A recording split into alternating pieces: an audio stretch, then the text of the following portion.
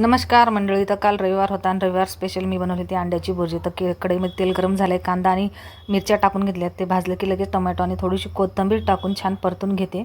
Tomato थोडीशी mash झाली की यामध्ये आपल्याला हळद टाकायची अर्धा चमचा, थोडासा मसाला टाकायचा आहे, अर्धा चमचा लाल तिखट टाकायची आहे, थोडासा चिकन मसाला मी इथं टाकलेला आहे आणि चवीपुरतं मीठ टाकून छान एक खालीवर परतून घ्यायचं आपल्याला खालीवर. आणि लगेच हे परतून झालं की आपल्याला यामध्ये टाकायचे आहेत आता आपले अंडे. तर इथं मी आमच्या तिघांसाठीच करते, तर 4 अंडे बस होतात. तर इथं 4 अंडे फोडून घेते मी अशा.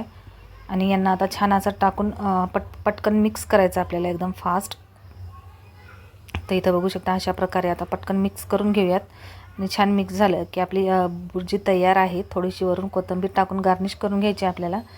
तर इथं 1-2 मिनटात होऊन जातं. आता इथं कोथिंबीर टाकून गार्निश केलं. चला ताट वाढूया. मस्त ताट वाढले आणि आता मी करते जेवण. तुम्ही करा लाईक. Bye bye. भेटूयात उद्याच्या ब्लॉगमध्ये.